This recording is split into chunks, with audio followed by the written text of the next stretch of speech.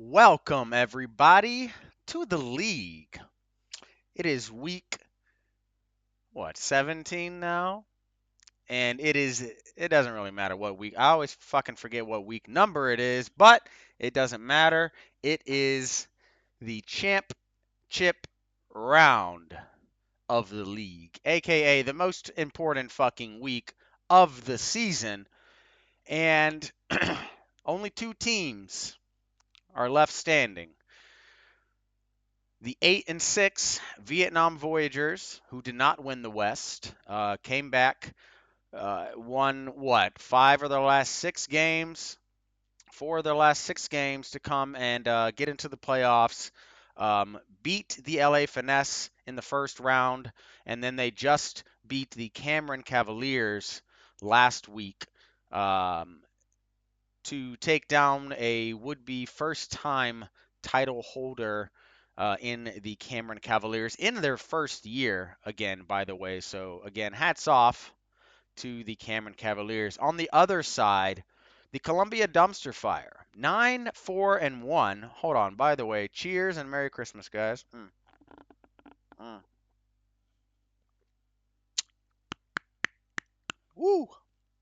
All right, you got the 9-4-1 Columbia Dumpster Fire, tied with the Guantanamo Gorillas for the first tie in league history. This has been a crazy fucking year. This is the 10th season. We've seen, 2 years ago, we saw the craziest thing in a title game ever. Last year, we saw one of the closest games ever. And then this year, we literally did see the closest game ever, which is a tie that took a few days to actually get pushed through. So very, very controversial, but it didn't really matter in the end as the dumpster fire locked away their ticket to the playoffs a long, long time ago. Didn't need any help. They faced off um, in the first round against the Guantanamo Gorillas, I believe, and beat them. The team that they had tied with beat them and beat them very badly, by the way. To reassert and show everyone, hey, we still have the title. But after the Gorillas and the Voyagers beat the Finesse last week, the Cavaliers lost to the Voyagers. But then the Dumpster Fire had to play the Rune Dogs, who for the entire season have been the juggernauts, the team to beat. There are only two wins against the next best team in record wise, which would be the Cavaliers, and then 2.5 up on the Gorillas and the Dumpster Fire, respectively. But the Rune Dogs had a slip up, and it was only one. Who knows what would have happened in this game had Hurts not gotten, well, hurt? It still would have been very close. The Dumpster Fire came out and they put up a shitload of points. Rune Dogs did the same, but without their starting quarterback, it was really tough, and the Rune Dogs lost. So both East and West and South champions have all been eliminated from the playoffs. Both first round bye teams have been eliminated from the playoffs, and there's just two teams left: the Voyagers and the Dumpster Fire. The Dumpster Fire currently hold the title. The Voyagers are back in the title game for the first time in 4 years. And let's take a little bit of a look as to how these teams got here. Um, because it is quite interesting, I think. Let's take a look. So, this graph, obviously, as you can see, is taking over league records. I don't remember exactly what my records were when we were still on ESPN, but I know that they were really fucking high. So, and these are looking at the Voyagers and the Dumpster Fire, obviously. So, First time that we were year one of the league back in 2015. The dumpster fire didn't even exist. They didn't exist until 2019. But the Voyagers got 8 wins first year, I think. I'm pretty sure. I think it was pretty close to like 8 wins. Lost in the playoffs to eventual champion Joe, who won this year. Next year, Voyagers got 10 wins, win the title. Next year, 11 wins, won the title. Next year, 9 wins, won the title. And then this is where we transitioned, or maybe right about here ish, where we slipped over into the what I'm going to call the dynasty era of the league. The first 4 years we can call the origin era. I don't know, whatever the hell you want to call it. The first four, the experimental times. And then that's when the dumpster fire came into play in 2019, 5 years ago. Cheers. It's been a long ride. Doesn't seem like Hunter's been in the league that long. It seems like he's still relatively new, but he's not. He's been here a long time. And again, this is maybe to help someone like, Sam to see that you're not dead and out of the water even with 2 wins. Because in 2019, the Voyagers still got 10 wins. The dumpster fire got 2. And they were called the dumpster fire. They were aptly named that year. The Voyagers went on to lose in the championship game to the I think it was not the Smeagol's at the time, but the Smeagol's. Um, 10 wins nonetheless. The Voyagers have been up here the entire time. And very next year, the Dumpster Fire get 4 wins. They doubled from 2 to 4. The Voyagers remain at 10 wins in 2020. However, losing in the championship, I'm sorry, not the championship game, the conference finals, whatever, round 2 to eventual champion. No, actually, I think they lost. They lost to Joe. I think doesn't matter. Mandy went on to win in 2020, 2021. Big jump for the dumpster fire. 4 wins to 7 wins. So 2, 4, and then 7. So they're basically doubling their wins every year, but they missed the playoffs. Just out of the playoffs in 2021. The Voyagers got 9 wins, went to the playoffs, and I'm sorry, this year, yeah, they lost to, I think, E-Man. Yeah, they lost to E-Man, I think 2020, I can't remember, whatever. 2021 lost to Joe in the very first round, I think. I can't remember. Whatever, didn't win the title. 2 years ago in 2022, Dumpster Fire still 7 wins, but instead of being the first ones out of the playoffs, they were the last ones in. And they took that and they ran the table all the way to the championship round where they played the Finesse, who had gone on to beat the Voyagers the game before, or 2 games before in the playoffs, something like that. Or they beat Joe. I can't remember. Dumpster Fire went on to the championship game against the Finesse and lost by the craziest thing that we've ever seen, someone dying on the field. And they lost. Lost. The next year, though, is obviously where you can see it changes. Last year, in 2023, the Voyagers went from a 10-win team being in the playoffs literally every single year, 3 titles, to going to 7-7 and missing the playoffs entirely for the first time in team history.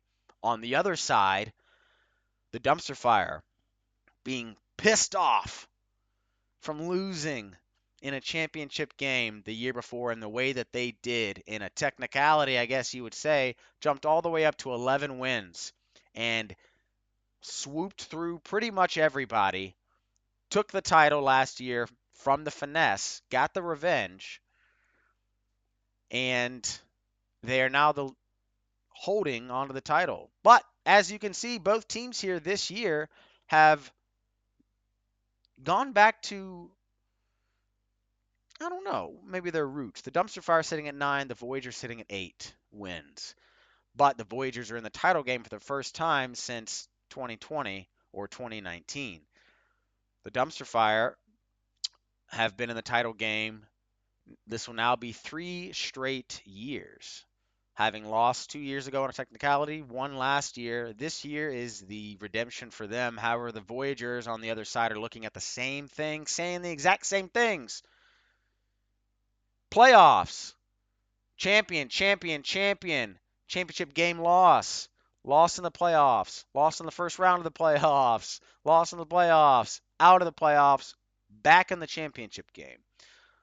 Both of these teams really, well, one team's really fucking wanting it. The other one might get it. But enough about these teams. Let's get on to the Phantom first pick. Very quickly, again, it's between the Tiger Sharks and the Quailmen. The Quailmen have a plethora of picks. As you can see right here, they've got 2 firsts already. The Tiger Sharks have nothing. So the Tiger Sharks are, this is either they get the number 13 overall pick this week, or they get nothing, seeing as they don't have a first round pick this year. So, huge game for the Tiger Sharks. And speaking of huge games for Tiger Sharks, let's go ahead and get into it. For the 13th pick in the draft, aka the Phantom first, you have the Tampa Bay Tiger Sharks at the French Quarter Quailmen. And you know what? Give me a second here. Okay, sorry, we're back. So, for the 13th overall pick in this year's draft, a free pick, which, by the way, I think we should deem it non-tradable. However, we can work with that, but I think this pick should be non-tradable, as in either the team that gets it uses it, or it is bye-bye. But we can always vote on that. That's just my personal opinion. I think it should just be a free fucking pick. But we'll see how it works this year and see if it's viable. But whatever. We have the Tampa Bay Tiger Sharks versus the French Quarter Quailmen. Both of these teams coming into this game. It is 21-15 at the end of the first quarter. The Tiger Sharks are up, and Hollywood Brown had an okay game. DeAndre Swift didn't have the best game. I mean, that's what happens on a Thursday, and it's a 3-6 game. 10 points out of that is actually pretty fucking good, I would say. It could have been a lot worse. Byer did some stuff. Edwards on the other side. Bateman did nothing for the Quailmen. Nico Collins had a whatever day. I mean, the Texans just look bleh. But right now it's saying that the Tiger Sharks should win this game by a few points. It all depends on these two guys right here. It's all going to come down to Burrow and Mayfield and Baker. Burrow and Baker, I think, weren't these guys same class? Didn't they come out the same year? I think they did. Burrow a couple years. Okay, never mind. Okay, so Baker's a little bit older. But anyways, so this one's all going to come down to Burrow versus Baker, in my opinion. Also, depending on Garindo and how he plays, and always Breece Hall for Rico. I mean, he's just up and down, whatever. He's also got Njoku, who is out, by the way. So that is skewing the points a little bit. He needs a tight end to come in, which he has Pitts. So I'm assuming he'll put Pitts in for another 6 points. So the Tiger Sharks have about a 10-point spread right now, assuming they put Pitts in before kickoff, which will be, I think, tomorrow. This is why the video is coming out today instead of tomorrow. Anyways, yeah, this one is going to be close, but I really think the Tiger Sharks look like the better team right now. They've been playing a hell of a lot better. They technically are the best team in the South. They just have to start the right guys. And this team, the the the Tiger Sharks, when all they need is a couple more pieces, and when they can finally start getting the right guys to where they don't have to make so many decisions on who to start, will be a very scary team in the future. Yeah, they went 5-9 this year, but they were the best team points wise in the South. Just putting it out there. Tiger Sharks have the ability to take down pretty much anybody in the league. They just got to get the right guys on the field, and I think they're starting to figure that out, and they're going to happen. The Quailmen, on the other hand, are the exact opposite. This team can be fucking amazing, but sometimes the coach just refuses to put the right guys on the field or starting guys. So we'll see. The Tiger Sharks definitely need this pick a hell of a lot more than the Quailmen do. But we'll see what happens. We'll see what happens in this game.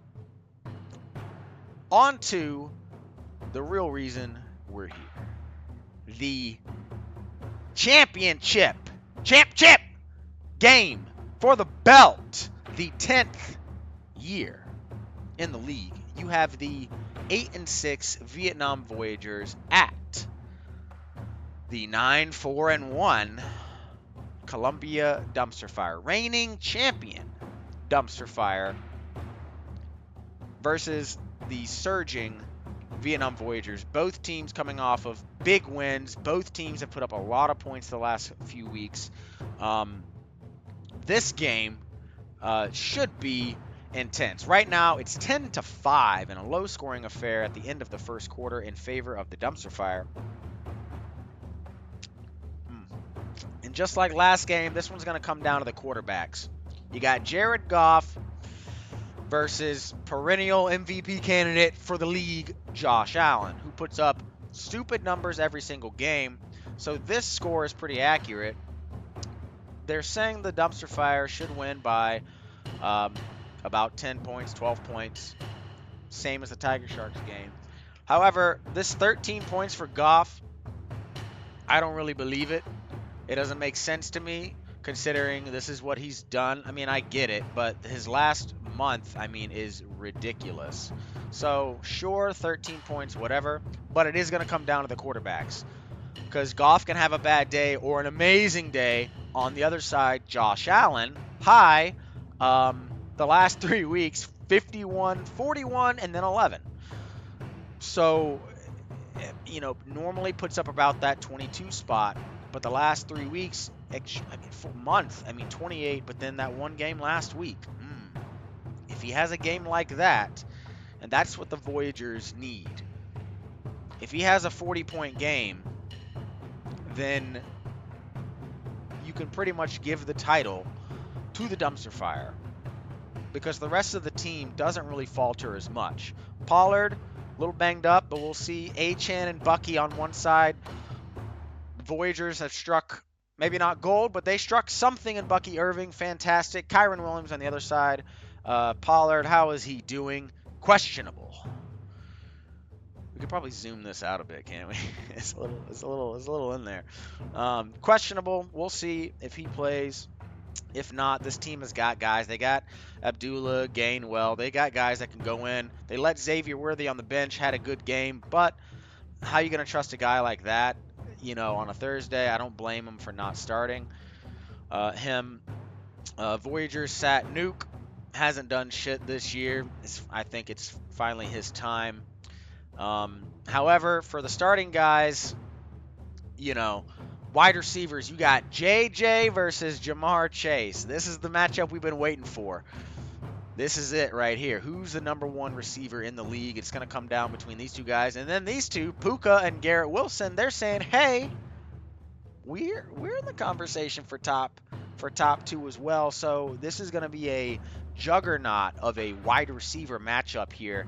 The running backs are pretty good on both sides, but they're not world beating. That would have been the Roondogs forte. This is a pass happy matchup right here. This is going to be a high-scoring affair, I think, from both sides. At tight end, you have the best 2 tight ends in the league. So this is nuts. All right? This is what it takes, I think, and this is the key. Is right fucking here, is having a good tight end. If you have a good tight end, you're going to get in the playoffs. Guess what? Dumpster Fire have Bowers, who apparently is the #1 tight end in the league this year, who has been a target machine. Absolutely insane. This is like Darren Waller 2.0, except shorter, faster, and maybe even a little bit better. Maybe a little bit more reliable than prime Darren Waller. On the other side, the Voyagers traded for Kittle about, what, week 10-ish, 8? No, right about here they traded for Kittle, got a game out of him, and then he played a game, did okay, was hurt, and then played a game, did well, did shitty, did well, did okay, did well. So today against Detroit, it's looking like it's going to dip in the opposite direction. So going to need a big day from Kittle.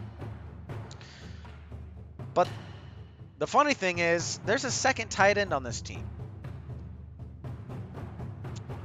Jonnu Smith, the savior, maybe, for this team. For when Kittle was out, Jonnu has been there. Look at this spread over the last few games. For a tight end, 25, 19, 15, 11, 15.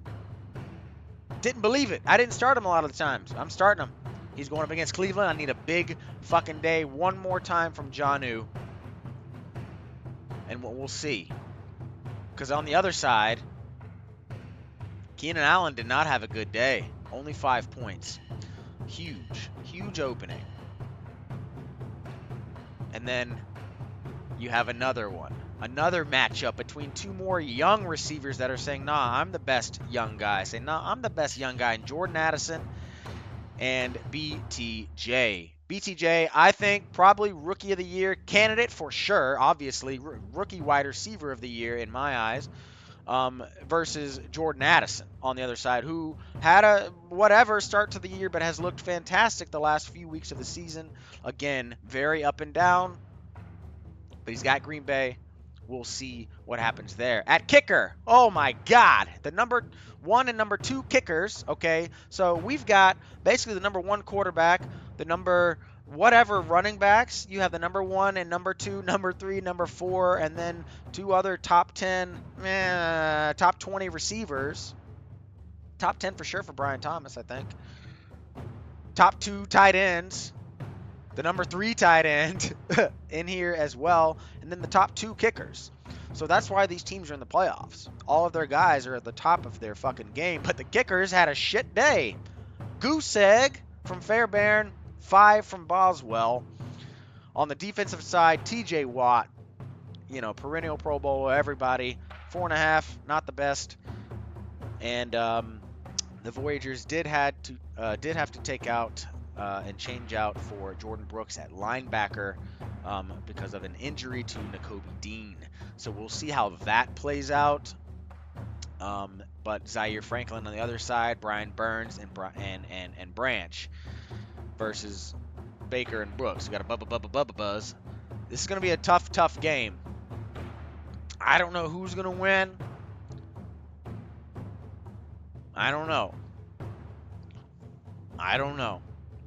But I do know the winner will be the 10th and final. Well, not really final, but final winner of this belt. The first belt, the original belt, will be the last winner of it. And regardless of who wins, obviously I think the name should go in there. And then the belt, we'll see what we do with it. I don't know what to do with the first one. The second belt, obviously, we'll just keep going as is. Yeah.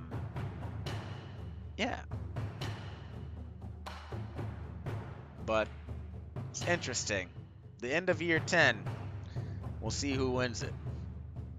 Will it be the Voyagers, a.k.a. the Commish, for win number 4, but for the first time in the Dynasty era, which I think really is the only one that really matters. I have 0 at this point in my mind. Versus the Dumpster Fire, who in their mind should have 2 Champchips, but they only have 1. And they are still holding it. So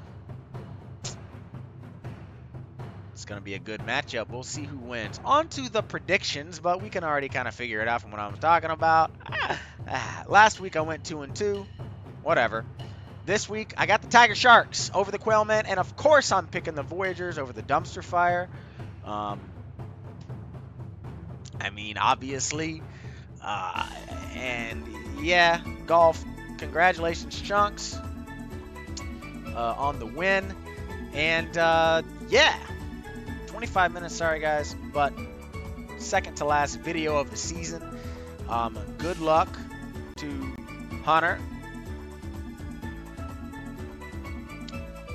Good luck to Rico and Dan in the Phantom first. Speaking of Rico, I think next week, yeah, week 17 will be the Pro Bowl that we're going to do. I think it's what is it, Chunks and Mandy or whatever. We've already got the teams for it. We'll do all that shit like next week after the championship game and stuff. We'll select players and teams or whatever, and I don't know, we'll figure out. We'll put it in a spreadsheet of what the Pro Bowl is and what the teams are and all that kind of crap. Team captains again, I think, are Mandy and Chunks. And yeah, we'll do that stuff in the league next week. But the results of it, I think, will be for the final video of the year, which will be the end of season awards. Or we could throw in a Pro Bowl video, whatever. Y'all let me know. Otherwise, good luck, motherfuckers. And I want my title back right there, because that's where it fucking belongs. Cheers.